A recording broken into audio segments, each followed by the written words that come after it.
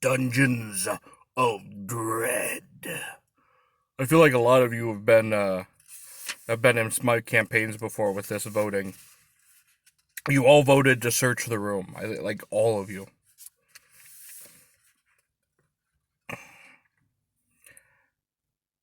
Calaman steps into your sight. "Here I am, worms," he says. "My little joke has gone on too long. What shall I do with you? Maybe I'll turn you into slugs. Then can I step on you whenever I please?" "How about a fair fight, Calaman?" you ask. "Don't be silly, fighter," he answers. "I didn't study all those years to fight fair. I much prefer fighting like a magic user." He roars with laughter and shoots 4 bursts of silver-white light from his fingers. You and the halfling jump for cover. "Hiding won't save you, my little slugs," he hisses. You hear sizzling noises, then a blinding pain surges through your elbow. You have time to do no more than gasp with pain before 8 more bursts arc toward you. Rolling in terror, you try to dodge, but they follow you and burn into your body.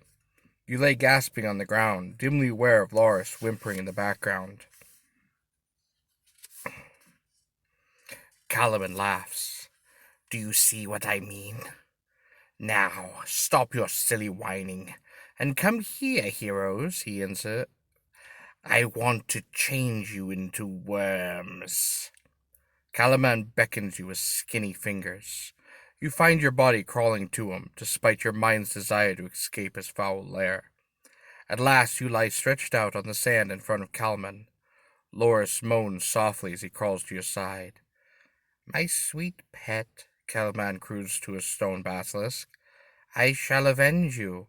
Shall I turn them into slugs or little black spiders? Both squish nicely when you step on them." Your skin crawls.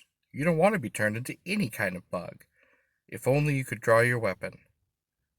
Suddenly the halfling's furious voice screams, "No! You aren't going to turn me into a bug! I hate bugs!" You lift your head in amazement as Loris flings himself at the wizard. "I don't want to be a bug!" screams the halfling, locking his arms around Calaman's knees and struggling to topple the evil wizard. Calaman's amusement turns to anger. He finds it difficult to pull the halfling away. Calaman raises his hands and points his fingertips at the halfling. Loris screams, "No, I don't want to be hurt either." He gives a great jerk that throws Calaman off balance. For a moment, the halfling and the wizard sway back and forth. Then the two topple to the ground. Ignoring your own pain, you force yourself to your knees and crawl to the struggling wizard and halfling. "Get off me, you miserable halfling! I'll turn you into a centipede!" screams the wizard, attempting to free himself. "I hate bugs! I hate bugs!" screams the halfling. Finally, Calaman wrenches one leg free and kicks at the halfling. You realize soon this is your only chance. If you are to live, you must do something now. Gathering all your strength, you fling yourself on top of the struggling wizard, grabbing both of his wrists to prevent him from throwing any more spells. Calaman roars in fury. His evil face is only inches away from your own, his lips curl back in a dog-like snarl. "You cannot win, fighter," he hisses. "Even with this stupid halfling holding my leg, I'm more than a match for you. When you creep through black tunnels on your belly, waving your head in the air, you'll wish you had never touched me." You're about to reply when the wizard shoves you mightily. Both of you tumble, locked in each other's grip. Loris clings as hard as he can to Calaman's legs. "Do something, Karak," he cries. "Do something." "Do what?" you gasp. "I don't want to be turned into a bug any more than you." Try as you may, you cannot do more than just hold on to Calaman. You are weakening fast. The constant bashing causes your injuries to throb and ache. Risking the chance Calaman will free himself, you reach down, drawing your sword.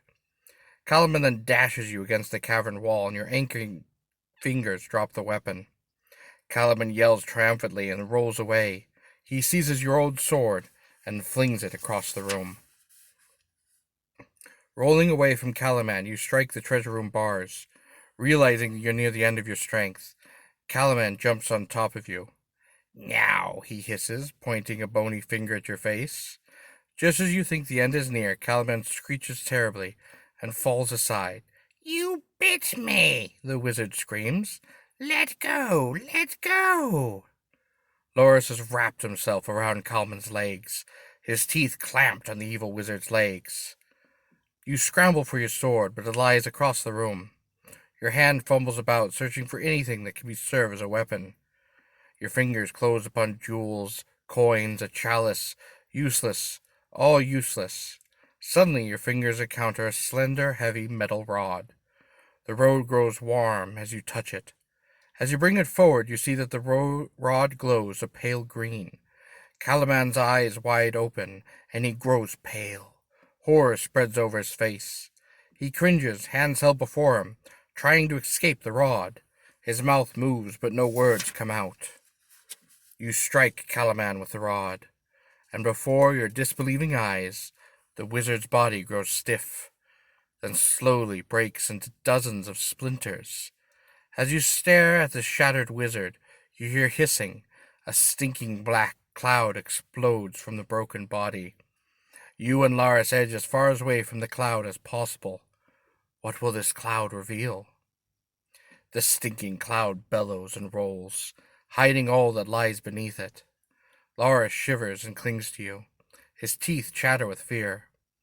A horrible, ear-splitting, heart-stopping screech assaults your ears, and an inhuman head pokes out of the cloud. It glares at you. It's the ugliest head you've ever seen. It looks much like a chicken, but it has no feathers. The eyes are large and lidless. A curved beak snaps open and shut, and the head turns back and forth, bright red eyes studying the details of the room.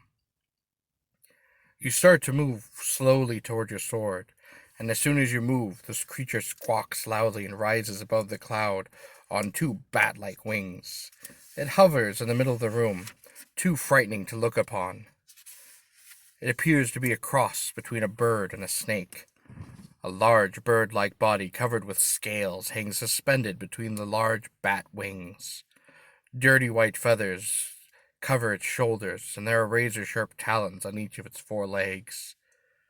The creature beats its wings upon the air, uncertainly at first, and then slowly stronger at every flap. Karek, the halfling squeaks, we better do something, or that chicken is going to eat us. You edge toward your sword. Screeching wildly, the creature dives at you. You slash out with the rod, which no longer glows, and strike it on one white wing. As it swoops by, the sharp talons rip at your clothing. The creature swoops and dives in bat-like bursts of speed. You grow dizzy following its flight. Finally, the creature dives straight for you, diving its clawed foot deep into your shoulder. It slashes once, then twice, and circles the room. Then its great wings beating, it flies down the black corridor. You collapse to the ground, bleeding. Loris rushes to your side and gently cradles your head. Ripping cloth from his shirt, he presses it against your wound. He feels your shoulder gently to see what damage it did. You're lucky, Karek, it didn't get your face, but you'll have an interesting scar. Do you think you can get up? That screechy chicken might come back, and I don't want to be here. Although your head spins and your body does ache, you struggle to your feet. As you rise, the metal rod tumbles to the ground. Thank heaven for that magic stick, says Laris. It would be crawling along some corridor right now if not for that wand, you say? I don't know what it was, but I'm sure glad we found it. I don't think we could have defeated Calaman without it. Calaman, shouts the halfling. Where is he? Where has he gone to? Loris whirls wildly about, searching for the wizard. He's gone, Loris, he says, holding his shoulder. You'll find whatever remains of Calaman when you find that creature. Oh, I don't think I want to find either one, says the halfling. What was that chicken thing, anyway? I don't know, you answer. But if we're lucky, it's the only one of its kind. We must hope it finds our world an unfriendly place and dies. I don't want to think of what might happen if it continues to live. Only Calaman knew for certain. Does this mean we've won? Asked Loris. Are we Are we rich now? You turn and face the locked door to the treasure room. If you found the key that'll fit the door, well, we already know that we found the key, so I'm just going to continue moving on.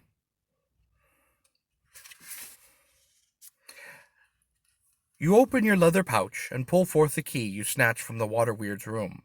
With trembling fingers, you fit the key to the lock and turn. The lock clicks and the door opens. The treasure is all yours. Ooh-wee, yells Laura, leaping past you and tumbling into the treasure. Wait till me missus sees some of this. She'll think once or twice before she yells at me again. Sitting upon a pile of gold, he rains a shower of gems down upon himself.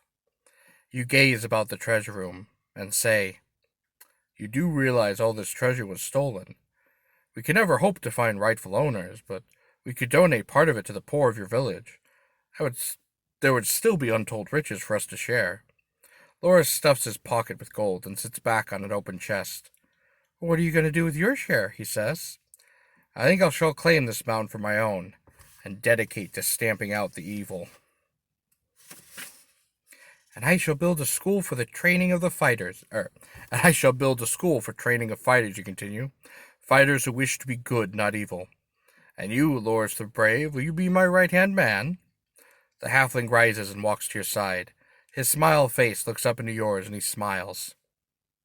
He extends his hand. I'm your man, he says. You clasp his hand tightly and leave the treasure room. We'll come back for the rest later, you say. You edge past the dead basilisk and return to the breezy corridor you noticed just before you entered Kalman's treasure room. You find a narrow, spiraling staircase. The staircase continues to carve upward for a long time, and at last you find yourself standing before a huge boulder that blocks any further progress. Looking over its surface carefully, you notice a cleverly hidden latch. You pull on it and the boulder swings aside. Sunlight streams in. You're outdoors, you're alive, and you found treasure enough to last several of your lifetimes. Suddenly, the boulder swings shut behind you. You turn around and see nothing but the smooth face of the mountain. But you're not dismayed. You know that when you both return, you will find the entrance. Enter the dungeon again, and this time claim it as the owners. The end. Alright, so this one there's no voting on. But next Friday, we will start Book 2 of the Endless Quest series. If you wanted to try out more of the stories, you can hunt down your own copies of Dungeon of Dread and see if you can go through a story your own. You guys have yourself a wonderful and blessed day. Thank you for listening.